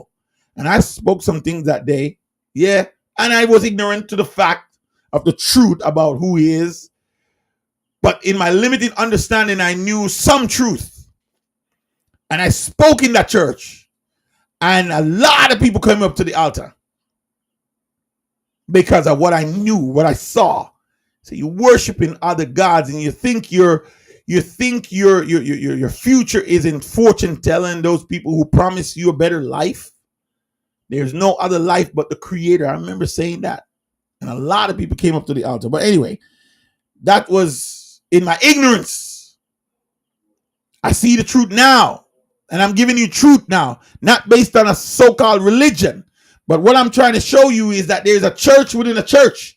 And it's not something that's been happening now. It's not a new thing, ladies and gentlemen. It's not a new thing. This is coming from way back when they claimed to worship. And this was happening in the house of Maycha'al when they claimed to worship the Creator. Watch what they do. And behold, where was I? Idols, beasts, and all idols. Verse 11. And before them stood 70 men. 70 men of the elders of the house of Maycha'al, with Jazasana, if I said that right, the son of Shaphan, standing amongst them. So an elder, a big man in the thing, each had a censer in his hand, and the smoke of the cloud of incense went up. Then he said unto me, Son of man, have you seen what the elders of the house of Maycha'al are doing in the dark? You might be doing some things and you think it's okay. You go to church on Sundays or you go to church on Shabbat and you think, man, he will forgive me of my sins. You have no idea what you're playing with, Papa. You have no idea. How many sins Adam sinned? One sin, kick him out the garden. How many sins Doeg sinned? That evil never left his house. All right. That's why repentance is immediate. You hear these things, you got to turn away from your wicked idols. But watch this. Where is he now? Son of man, have you seen what the elders of the house of Maycha'al is doing in the dark? Each in his room of pitches? For they say, Yahweh does not see us. Yahweh has forsaken the land. He said also to me, you will see still greater abomination than they commit. All right. We're going to go down a little further here. Then he brought me into the entrance of the north gate of the house of Yahweh. And behold, there sat women weeping for Tammuz. Do you know who Tammuz is? Tammuz is a false god. It's the god of fertility. You got women weeping to Tammuz. Then he said unto me, have you seen this, O son of man? You will see still greater abomination. That this all happened in the church. Watch this. And he brought me into the inner court of the house of Yahweh. And behold, at the entrance of the temple of Yahweh, between the porch and the altar, were about 25 men. 20 men over there, 25 men over there, and women over here. 25 men with their backs to the temple of Yahweh and their face towards the east, worshiping the sun towards the east. All of you who goes to church on Sunday, and Sunday is your day of rest, and Sunday is your day of worship and holy convocation, you have no idea what you're doing. You think you're worshiping Jesus who resurrected on the first day, and that's why you keep Sunday as the in memorial of the resurrection of Jesus, but you don't understand that the Jesus you worship is the sun God. That's why every time you see him in a picture, you see the halo around his head, and you see him with the two finger up like this. This is their image and their hidden signal that they use. You notice that every time you see a picture with so-called Jesus, he's standing like this. Do you know what this means? It's the inner secret for the inner cult. It's the inner secret for the initiated. You don't understand. When you see that, When you see the halo around his head, you're worshiping a sun god. Sunday is the worship of the sun god or sun gods, whether it be Zeus, Apollo, Ra, or Baal, or if it's the fish god, the Dagon, all of them. What these people are doing, they turn their backs to the temple and they turn their face to the east and they're worshiping the sun. Where is Mecca? Where is Mecca? You know why they turn their face to the east? Most people don't realize this. Where the three wise men came when the Messiah was born, when the Mashiach was born. Where the Bible said they come? The Bible said they came from the east. If they came from the east, where they were going? They were going in the west. They came from the east. That means they were going westward. Where is Mecca today? Do you know the mythical inner secrets is that these inner government and even Washington, I'm not even going to go there. You just got to go do the research and see how Washington is constructed. Washington is constructed on a star, okay, and a pentagon. And you got to understand, the star rises in the east. You guys got to, and which star rises in the east? Which star rises in the east? Yes, ladies and gentlemen, the morning star. Which star rises in the east? The sun rises in the east. That's why Satan is called the son of the morning, Lucifer. That's what his name is. Lucifer is called son of the morning. Jesus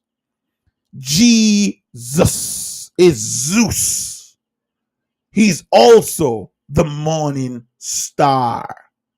Written right there in the Bible. You don't understand. So when you call upon the name of Jesus, you're worshiping the sun God who was born on the 25th of December. Anyway, I don't want to get into all that. Yeah, I know. So what they were doing? Worshiping the sun towards the east.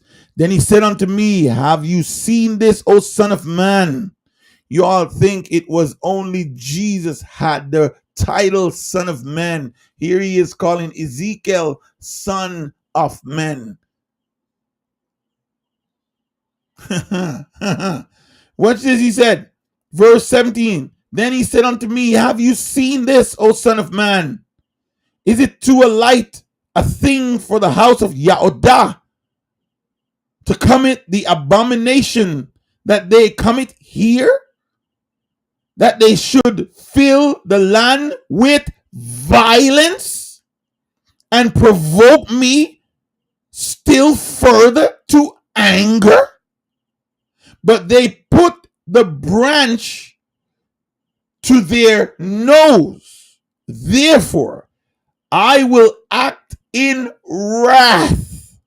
My eyes will not spare, nor will I have pity. And though they cry in my ears with a loud voice, I will not hear them. You wonder why you're praying and your prayer is going nowhere. You're doing these abominations and you're doing these things because you're trapped in a system that is within a system that you're following, thinking that you're following the Creator, when you don't realize you're not following his commands.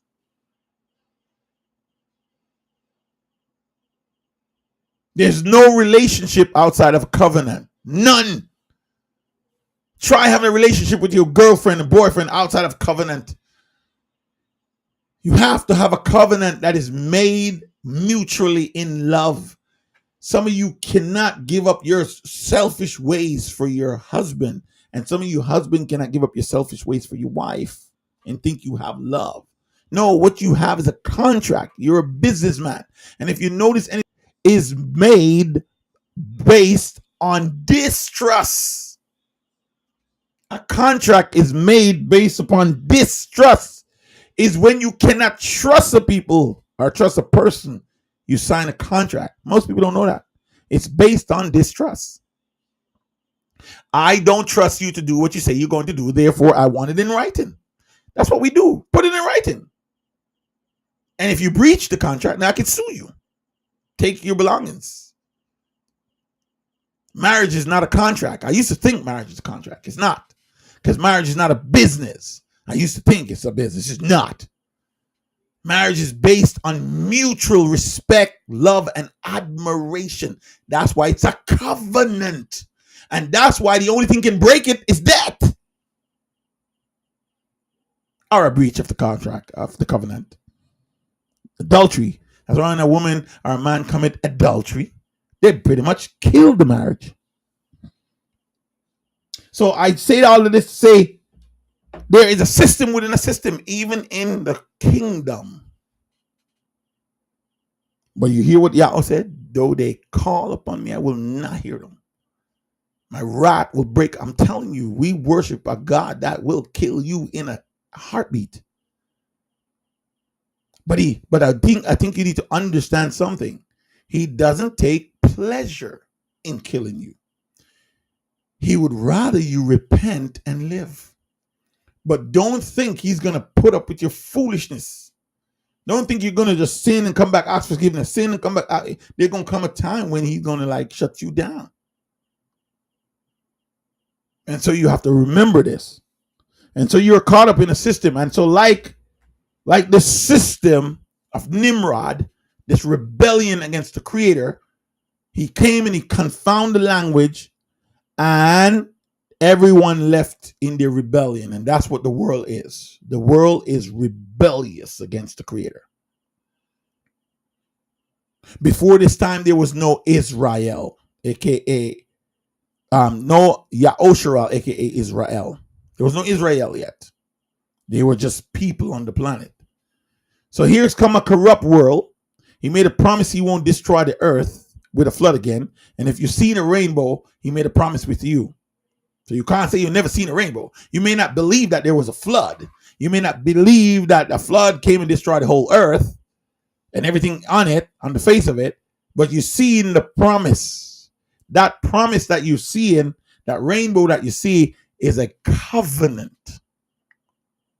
The creator make a covenant with every living creature on the planet. And that's why from generation to generation to generation to generation, you're seeing the rainbow. It's everlasting covenant. He will not destroy the earth with a flood again. So how is he going to do it this time? With fire, with disaster, with pestilence. He tells us with the sword, war. He's going to do it with war. He's going to do it with pestilence. He's going to do it with famine.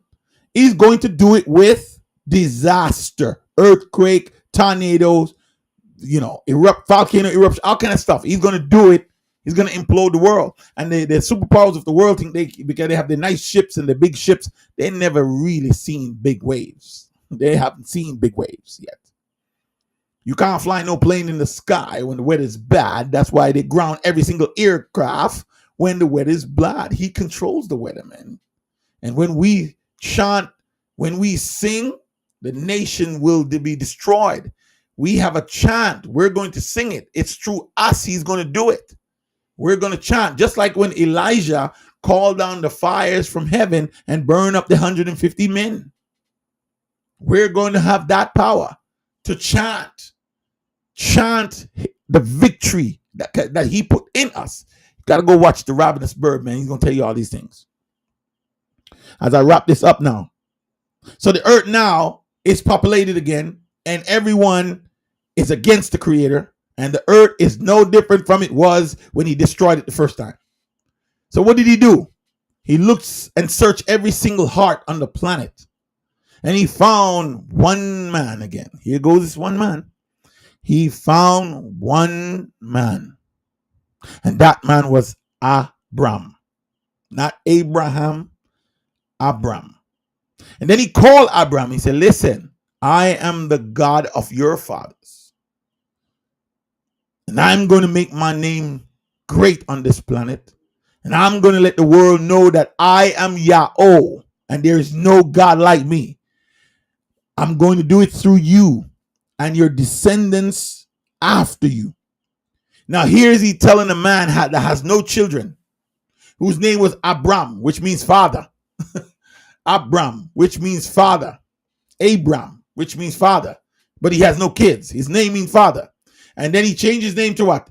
Abram. See, Abram. Not Abraham, but Abram. Right? Make him the father of nations. Now, this guy had no children. And he says, listen, your children will be like the sands of the sea, too numerous to count, like the stars of the heaven.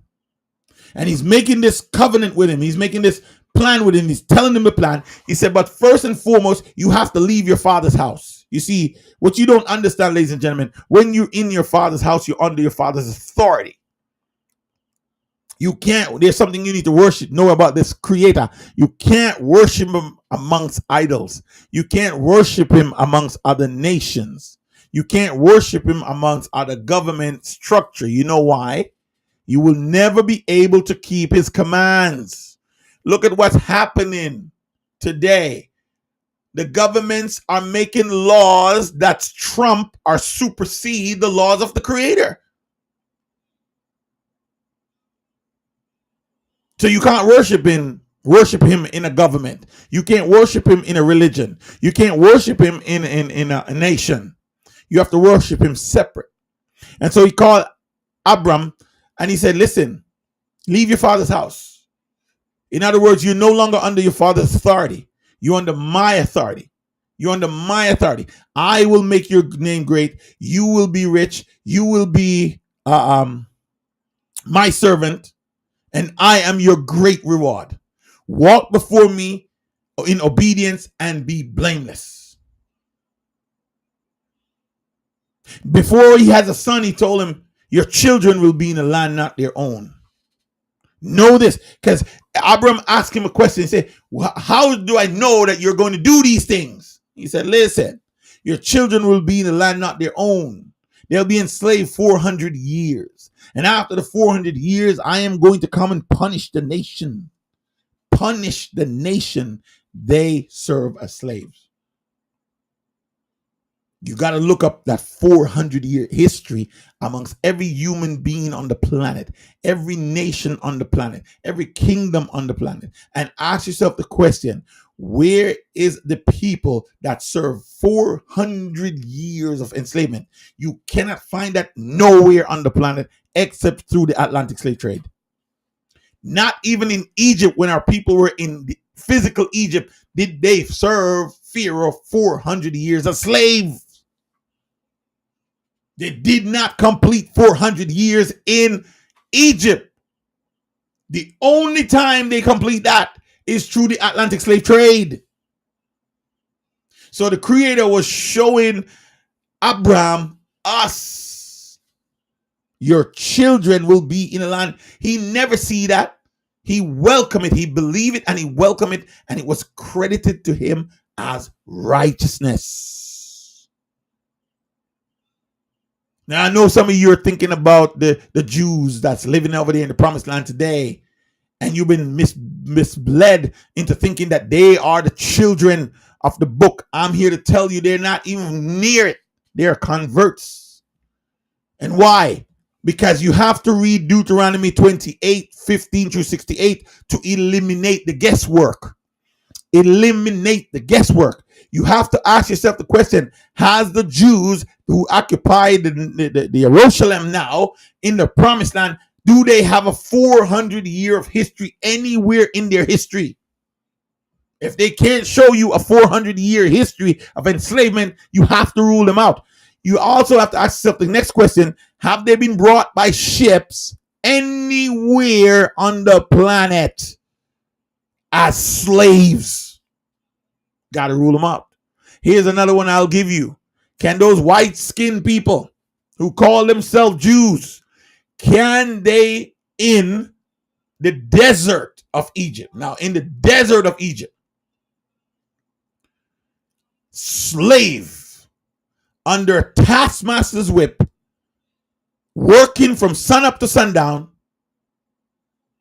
for the past 250 years. Will they survive? They would not survive 3 months because of their skin. The recessive skin cannot survive in the sun. The recessive skin is enemy to the sun, and the sun is enemy to the recessive skin. They go out in the sun, working from sun up to sundown, they would perish. Only people that can survive that is people of melanin skin, man. Why do you think they're selling bleach to bleach your skin? They want you to be like them. But anyway, not going there. Just giving you facts, something to think about, something to ponder. You got to rule them out. All right. So now Abraham heard this journey, had this revelation on his journey. He's going. The Creator promised him a son, but they're trying and trying. His wife is barren. His sister by his father's side. Yes. Abraham married his sister by his father's side. Abraham married his half sister. That's the reality. That's the facts. Not having no children. So they came up with this idea that they're going to do a surrogate thing, mother thing here. Sahari has some slave women that serve her and would be concubine to her husband. And she gave her slave girl to her husband and believing that the Creator will fulfill his promise through this slave girl because she can have children. Of course, time goes on. They got pregnant and now they have a son. He named that boy Ishmael. Maycha'al. And the child grew up and having fun, laughing, and everybody happy. He has an ear now. He can see the promise clearly. Now he has a boy. 13 years later, when the boy become a man, because in our culture, you're a man at 13. The Creator said, send that boy home. Send that boy and his mother away. It was Sarah's idea to send her away because Sarah now had a son. So watch this now. Yahweh come and told Sarah, you're going to have a son. And Sarah laughed. And Abram laughed. But they did have a son. And that son is the covenant seed. Say covenant. Because this is important for you to understand truth. Covenant. Say it again. Covenant. Say covenant. Type it. If you're with me, type it. Type covenant. Covenant. This is where you have to stay if you want to find the truth about the Creator and about who you are. Isaiah became the covenant son. Ishmael was sent away. Isaiah now grew up and he has 2 sons. Before they were born, the Creator told Isaiah, Abraham and them, the older son will serve the younger. The older son will serve the younger. There will be a yoke on the older son's neck until he's able to break that yoke and free himself. So here comes Jacob and Esau. The Creator said about Esau, Esau I hate, Jacob I love. His covenant was not with Esau, but with Jacob. Kahab, if I say that right. Covenant seed. Jacob, not Ishmael. So we have 2 bloodline people here, but they're not of the covenant. We have Ishmael and Esau, not of the covenant. Who do we have now? Jacob. Now Jacob has 12 children with 4 different women. And those 12 children becomes the 12 tribe of Maycha'al. See, Israel was never a name given to us. There is no God by the name of Israel that we worship. Ra and El is a triune God that makes up the word Israel. We don't worship a triune God. We worship a single God whose name is Yahweh. My children, my people are called by my name. And that's why we are called Yahweh Shor-Al, Prince with God. We're prince, which means we're sons of God. Yahweh Shor-Al is my firstborn son, say the Most High. That's what he told Pharaoh when Pharaoh have us in captivity. Tell that little fox to let my children, my firstborn, go. So what? So that he can come out to the wilderness and worship me. Where are we going to do the worship? In the wilderness. Can't worship him in Egypt because Egypt has over 300, some say even 3,000 different gods. Can't worship him amongst no gods. You have to worship him separate. Because he don't take place before any God. He's above all gods. Every single God has to bow down to him. Every human being on the planet has to bow down to him.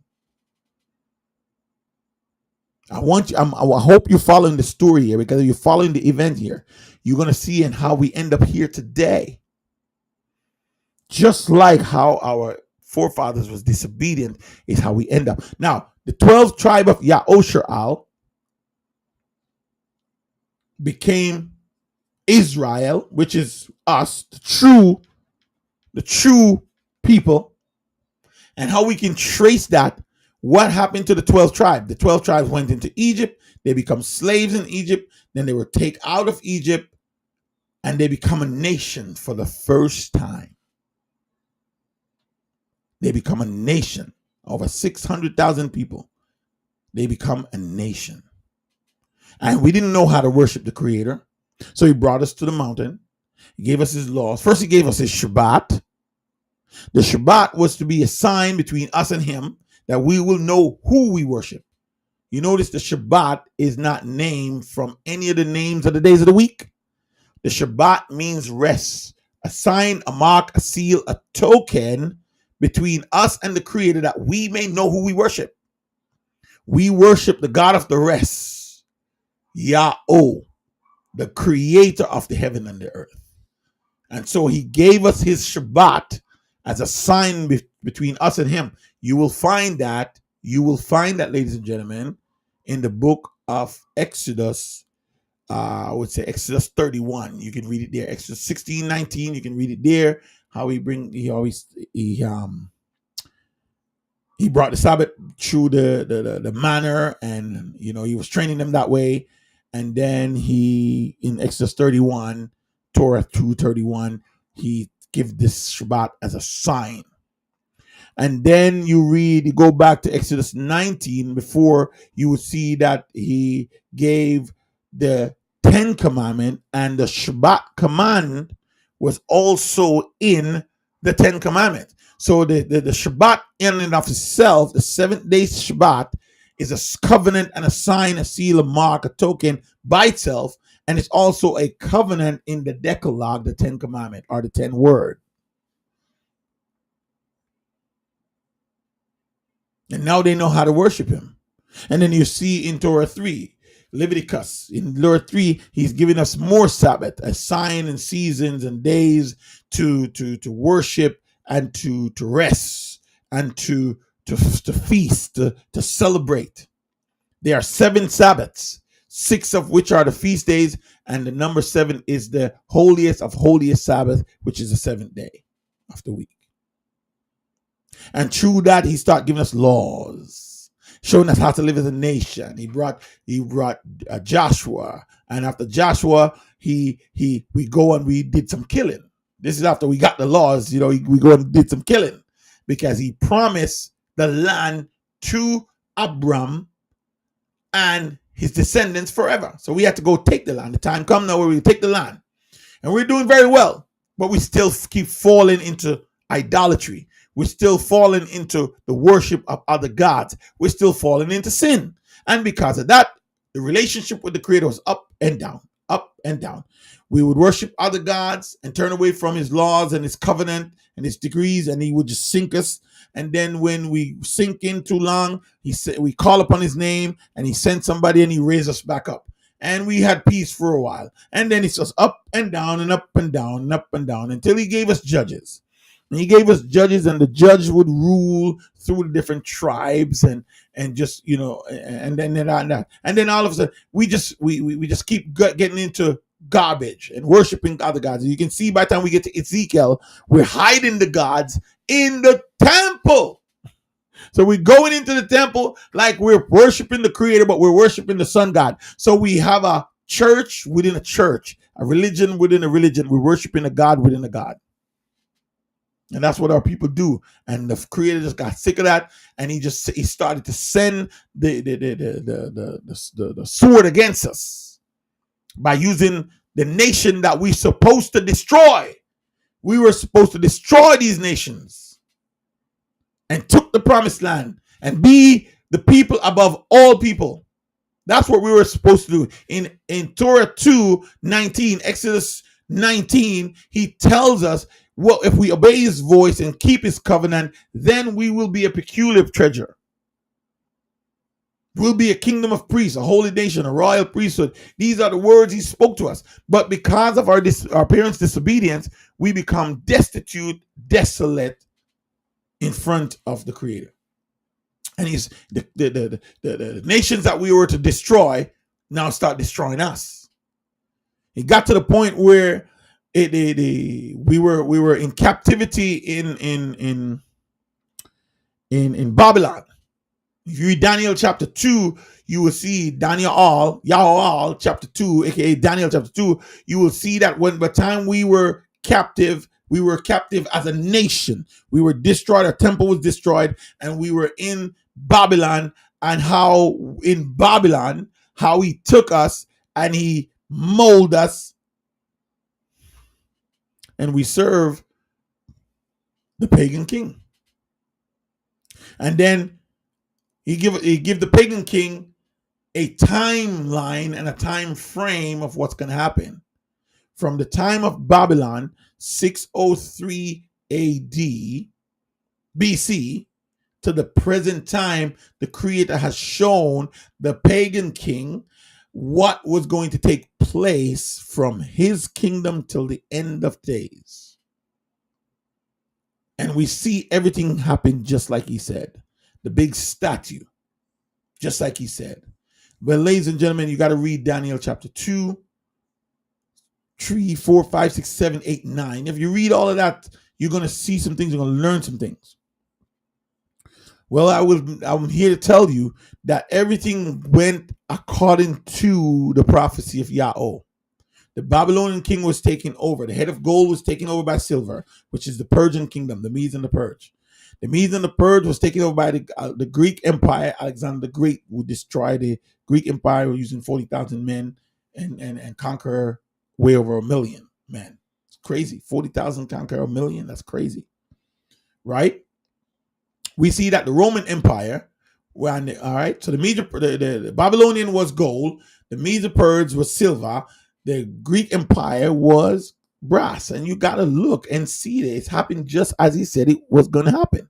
The statue head of gold, chest and arm of silver, belly and thigh of brass. Exactly. And then after that comes the 2 legs of iron, which is the Roman Empire. We see that the Roman Empire, history tells us that the Roman Empire was dismantled in the year 476 AD. And we see that the Roman Empire was split into 10. That's where you read Daniel 7 and Daniel 8, and you're going to see that a little horn came up through that time. That little horn was the papacy. And the papacy came up through that time, destroyed 3, and then the papacy, Rome, was ruling the world through the papacy. The 10 Hans were the 10 nation, England, Germany, Switzerland, Italy, France, Spaniards, and another one I can't remember. That's Switzerland, Spaniard, and England. Yeah, all. And if you notice that during that time, the Atlantic slave trade happened in around the 1400s, where they take the children of Maycha'al, scatter them throughout the whole Aegean as slaves, trying to build a new world. Through that time, the Empire of America was born, and Rome owns Rome and America is one and the same. They have the same symbol, same eagle, same everything. And America has become the iron fist that rules the world under the papacy. It's the police state, the state that policed the world. You understand what's going on? And so now America was the country that housed most of the slaves. Treat them with the most horrible. I mean, if you look at the history of slaves in the Caribbean islands, in Jamaica, and North America and South America, if you look at how slaves were treated, even up to the 1960s, man, just recently, a couple of years ago, hanging from the trees and burned at the stake. You don't understand. These things are happening to us because of our disobedience, which fulfilled the 400 years from 1619, where the so-called first recorded slave into the Americans, to 2019. During the time, the trumpets are blowing, the vials are being revealed, and now we're up to 2025, where the Creator is doing something crazy. You see, if you read Daniel 2 and you read the prophecies, you will see that the Creator says, in the time of those kings, a rock was cut out of a mountain, but not by human hands. And that rock hurled down and hit the statue at the feet of iron clay and shattered the statue. And then that little mountain grew into a big mountain that filled the earth forever. You have to understand something. The Babylonian kingdom is alive and well in Rome. The Medo-Persian kingdom is alive and well in America. Rome is America. The Greek Empire is alive and well in America. Rome. The Roman Empire is alive and well in the papacy, which rules Europe and America and the world. You must understand these things. And these things have to happen during that time where the Creator is going to take a remnant, small group of people, and excavate them, extradite them, move them on eagle's wings to the wilderness, where He will grow them into the nation they once was. And ladies and gentlemen, that's where we are right now. We're at the time of the Exodus, the new Exodus. It's not a 1,000,000-man march. It's not an Exodus like we Exodus out of Egypt. It's an Exodus where we leave the land of our enslavement and go into the wilderness, where we will be nourished for a time and a half time. It's happening, ladies and gentlemen. I'm here. It's happening. Many people from around the world has come here. Strangers have seen the truth, know the truth, and is among us. Isaiah 56, Yeshayahu 56 have the answers for that. They're among us, ladies and gentlemen. They're among us. Can they see the truth? They see the handwriting on the wall. And time is running out. Spring of 2025, you're going to see some things. You may not be able to travel. I'm telling you, if you have a passport, it's time for you to book a flight, liquidate everything you have, and get out of town. before you can't do it anymore. If you don't have a passport, you need to go and apply for one because you cannot fly without a passport. Go and apply for one. Remember the first pandemic? They tell you can't fly unless you have this job. That was just a warm up to what's about to happen. When they release this 5G, weaponize, mass destruction of it. Anyway, let me get out of that. If you don't have a passport, it's time for you to apply for one. And while your passport paperwork is in, start liquidate your stuff. You don't want to wait till you get your passport to start liquidating. Liquidate while your application is in, so when your passport come, you're ready to go. Save up as much money as you can, because the Philippines is a cash society. Save up as much money as you can. And yes, you can travel with more than $10,000. You just have to declare it. You need to leave the land of your enslavement. If you don't, you will perish in it. You don't hear nobody preaching like this. I'm only preaching because I have the means to. The ravenous bird is the one preaching like this, the one that was sent by Yahweh to declare the name Yahweh. The name of the Creator has been restored to his people from the land of the east. It was prophesied and written about. It was written about. These things are what I'm telling you, ladies and gentlemen, was prophesied years long, centuries before these things happen. This is not something that somebody's making up and just, you ever hear anybody preaching like this? These things are things that happen. These things are things that is happening now, right before your eyes. It's happening secretly. And about 200, maybe 300 of us, 200 plus of us decide to leave our prospective families, home, jobs, to come and watch Yahweh do that which he says he's going to do. The choice is yours. The choice is yours, man. The choice is yours. My job is to give you the message, and it's a warning to you. You decide what you're going to do. I would not be surprised if they give you that reparation or reparation you're looking for. Is it reparation or reprobation? I wouldn't be surprised if they give it to you, because now you're going to feel, oh, I'm entitled. Now I can get my house and my car, and now I can live the good life. But you don't know it's a trap. When they say peace, peace comes, sudden destruction, say the Messiah. Don't let them hold you anymore in your religion, in your government. Don't believe these people. They're not working for you. They're working for the inner secret societies. Don't believe your pastors. They've been lying to you forever. They're speaking against the commandments of God. A matter of fact, if you read the Bible, go and read it. It's written there in the Tayola. What he says, if they speak not according to the law and the testimonies, that's because there's no truth in them. He said, anyone who turn their ears from hearing the Creator's laws, even their prayers is abomination.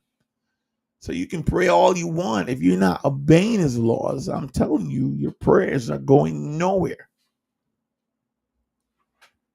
All right, I got to go. I've been talking to you now for 2 hours and 18 minutes, and I'm hungry.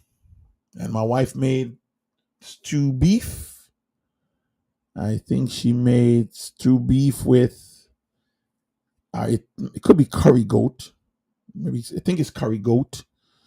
And we're going to eat that with some rice.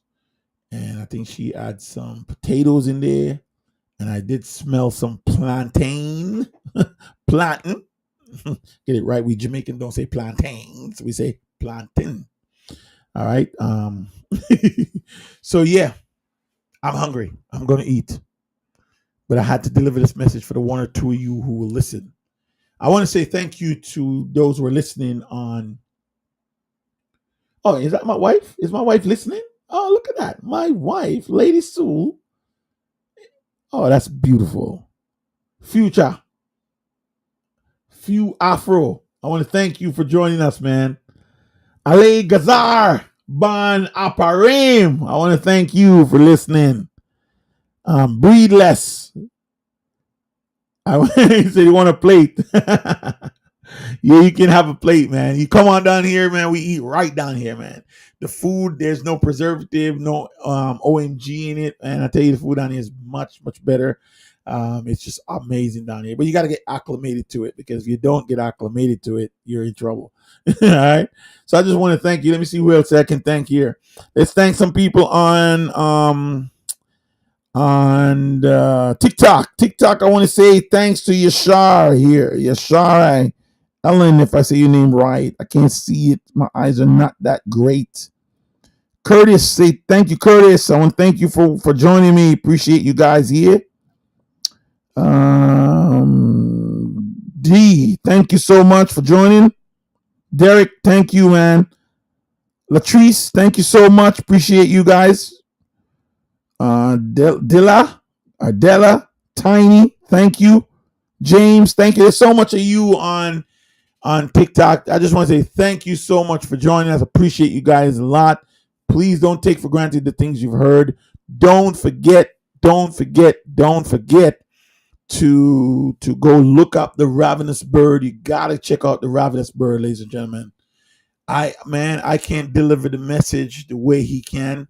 You just gotta check it out and hear it in your language, the language you forfeit at the Tower of Babel, the language they took from you when they took you from your motherland, from the land of your enslavement, and bring you to the land of Africa, where we were housed by the Africans. We actually came from the east, and we migrate into Africa and was sold into slavery first by Africans, and then by the Spaniards, and then by English, Dutch, Germany, et cetera, et cetera. So I just want you to understand that, right? The Africans are the one. The Africans are not your friends. Don't think they're your friends, because don't think they're your friends. They know we came out of Africa, but they know also that they're the one who first enslaved us. So don't think Africa is the birthplace of humanity. Africa is not the birthplace of humanity.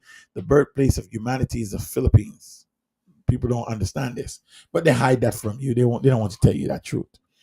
So, all right. So, yes. So, go and check out the Ravenous Bird. Check out the Ravenous Bird, and on YouTube. Don't forget to like, share, and go look up the lessons that he has here for us.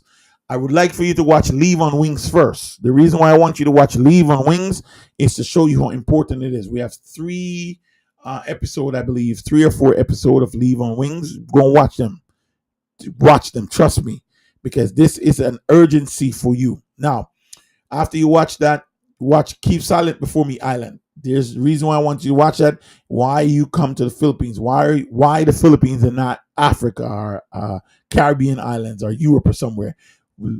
Keep Silent Before Me Island. That also have 3 or 4 episodes. Watch that.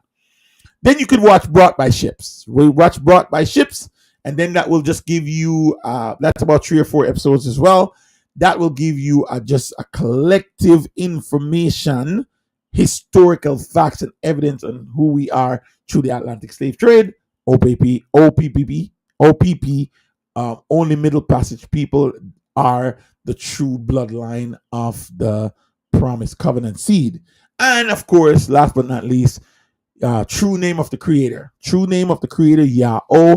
You want to watch that? You heard me speak the name Yahweh. Go and pray to him and find out if that's really his name, and see what happened. Okay. But I want you to watch Leave on Wings so you can get yourself out and save yourself. All right. That's all I have for you. I love you guys. I'm going to eat now. Again, thank you so much for watching. I do appreciate you guys a lot, man. And again, I tell you the truth. I appreciate being here. Coming to you live from the Philippines. This is Maycha'al Maycha'al. Peace out. Peace out. All right, let's get everybody shut down here. Yep, there we go. And now for you guys on Facebook and